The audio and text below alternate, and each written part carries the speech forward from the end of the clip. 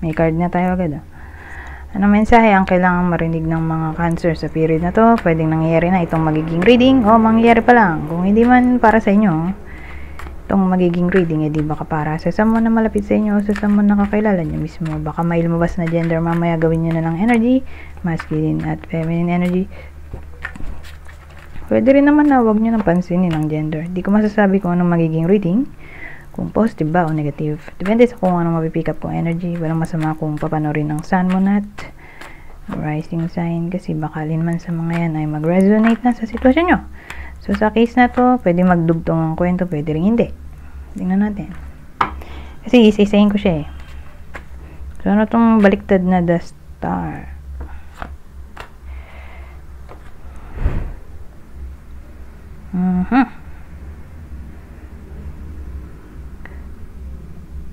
Well, ang dating sa akin, may someone na nagpo-procrastinate o uninspired o sad, bored. Gusto niya sana to. Wish card din naman to eh.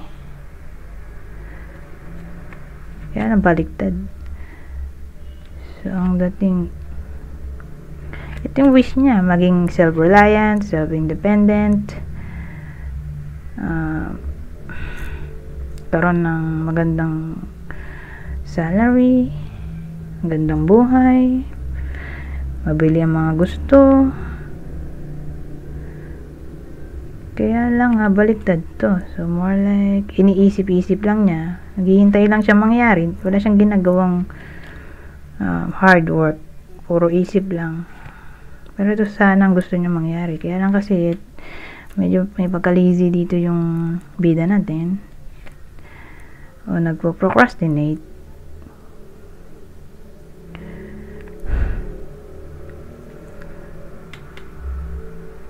Kaya itong mga magagandang sinabi ko nagmukha siyang dream.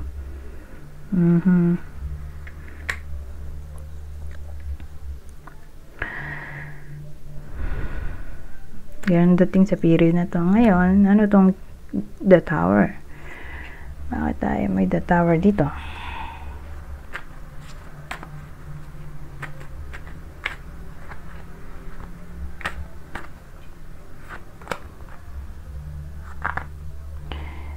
So, yung the tower natin, kinlarify ng Ace of Wands. Kaya lang, baliktad yung Ace of Wands.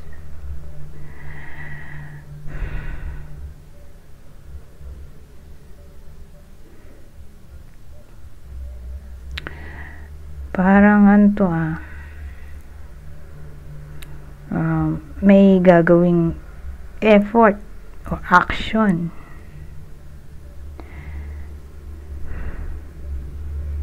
Kaya lang, hindi na-reciprocate. Medyo confusing to, dagdagan natin. Kaya yun. Pwede pang may bayan. Okay? Kasi magdadagdag ba tayo? Kasi medyo kulang sa detalye. Parang hindi ako satisfied sa sinasabi kong mensahe. Kaya hindi na kasya. Ito na nga lang. Sa akin, may baliktad tayong the tower.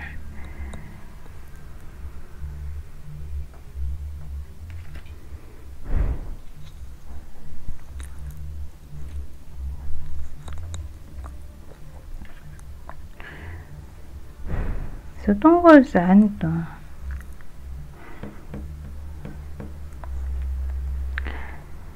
Well, ang dating sa akin, may someone na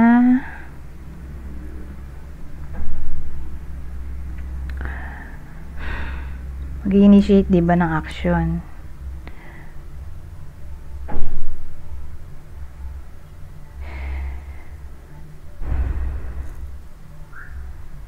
Ngayon, ang dating, parang di na-reciprocate. Diba? Sabi ko kanina. hindi na reciprocate yung action niya, probably may kinalaman to sa family dispute. So sabihin natin may someone na nakikipag-ayos, okay, para ma-restore ng peace.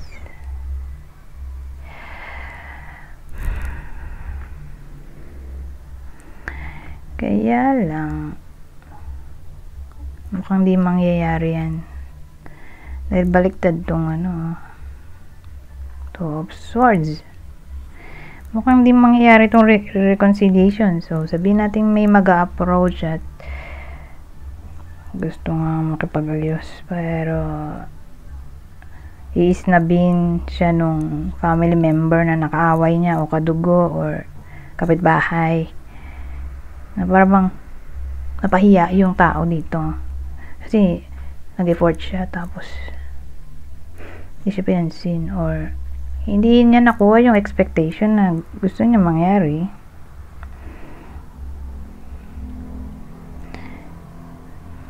Kaya yun, the Tower, chaos, confusion,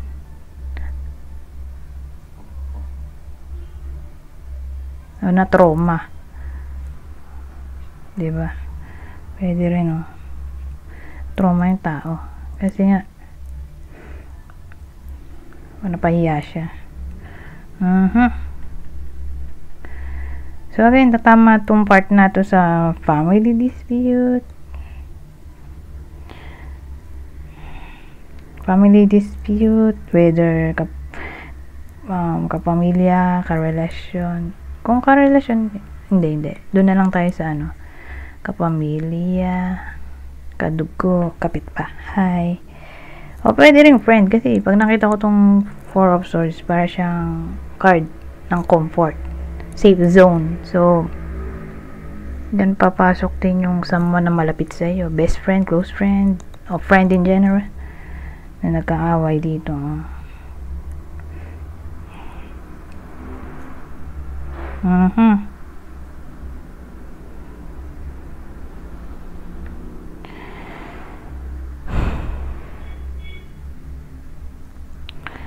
Anyways,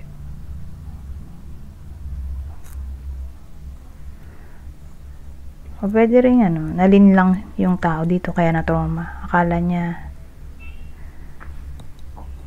pagkakatiwalaan niya yung kapamilya niya, kadugo, kapitbahay, friend, close friend, best friend. Kasi magiging disloyalty to Tapos ang ending, hindi nga mapagkakatiwalaan. Dun lilitaw tong seeing the truth, lies being exposed. At yun ay may kinalaman sa disloyalty.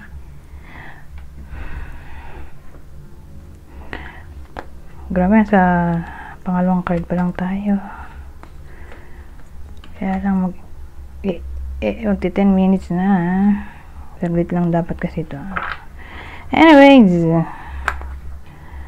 ano tong 7 of Pentacles? Baliktad siya. Isa lang talaga dapat pag di ako satisfied sa nakuha kong card or di ko maintindihan, saka lang ako nagdadagdag ng marami or clarifier cards. So game, meron tayo ditong 7 of Pentacles, diba? Kaya lang baliktad. Clarify ng 9 of Cups. Maganda naman tong 9 of Cups. Kaya lang ang problema natin, baliktad yung 7 of Pentacles.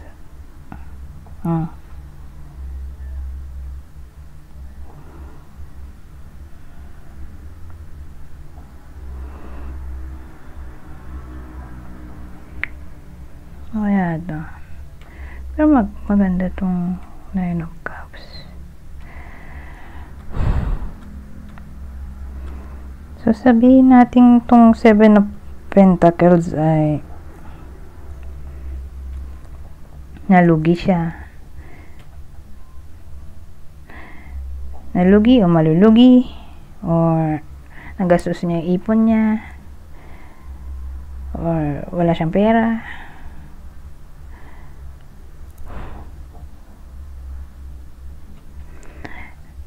Na para bang yun yung magpapasaya sa kanya dito, o wish na magkakatotoo, mare-replenish yung nawala sa kanya, nawalang pera in general, kasi nga pwedeng nalugi, wala talagang pera dahil walang work. Ano ba ba sinabi ko? Mahina sales, na for some reason may something na magpapasaya sa kanya, may wish siya na magkakatotoo. Depende sa kanya kung anong wish ang gusto niyang mangyari.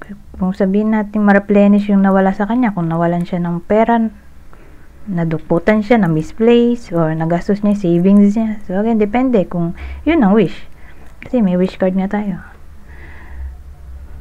na pwede magkatotoo. So depende kung yun ang gusto niya, ma-replenish yung nawala sa kanya na pera, or karoon siya ng award. Kasi abundance card to. So ibig sabihin yung opportunity na maganda, kasi may opportunity na pangit. So sabihin natin tanggap na niyang maliit sahod niya, pero ang gusto niya ay magkabalikan sila ng ex niya, o magkaroon siya ng bagong jowa. Depende nga sa wish niya. So yun yung magkakatotoo dito, na somehow kahit na hindi siya satisfied sa career niya o takbo ng pera, may something na magpapasaya sa kanya dito sa period na to. So again, wish na maaari magkatotoo. Reward award. So expect natin na after masad may happiness na kasunod, o blessing in disguise na maaaring mangyari. Ano to? Oh, 6 of Pentacles. So yung 6 of Pentacles natin baliktad. Clarify din natin yan. Ayun, nung kinlarify natin, baliktad din yung Ace.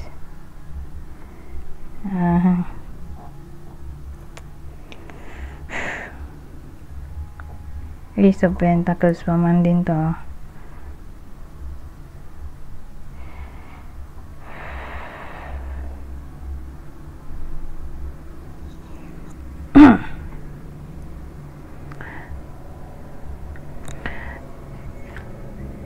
Kasi to kindness, respect. So pag binaliktad mo, pwedeng jealousy, enviousness. Yan ano to. Teka nga.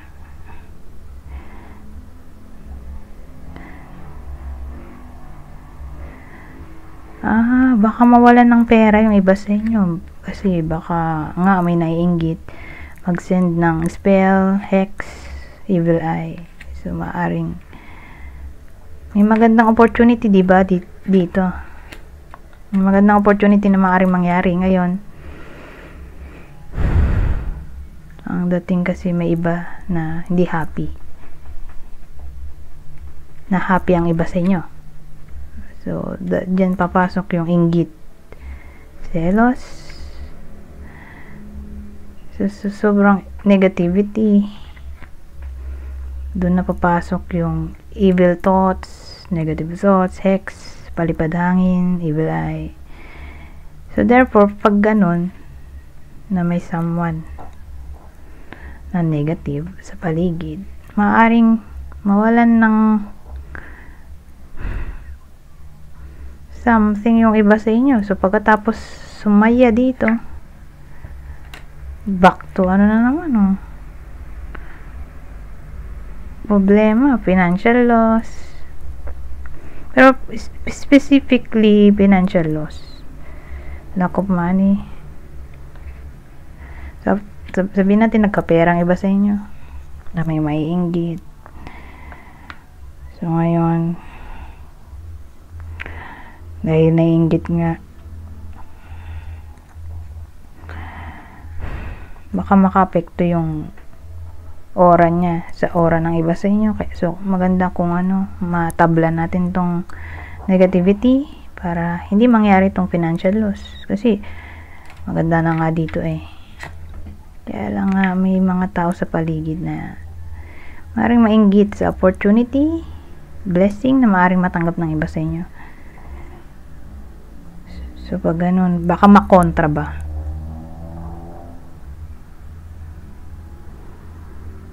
So nagkapera nga, tapos ang ending nawalan din. Or saglit lang sa palad yung pera. Or nagkapera nga, inutang naman. Diba? May ganun eh. Pagkatapos magkapera, inutang naman. Diyos ko po. Or, napunta sa emergency.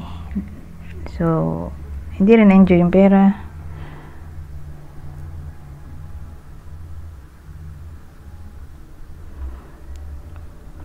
O bad decision.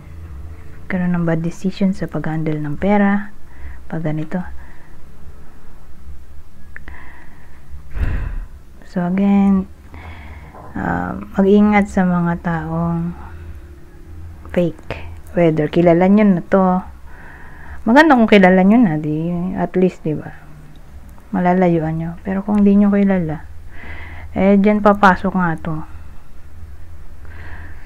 Itong financial loss natin, bad decision sa pera.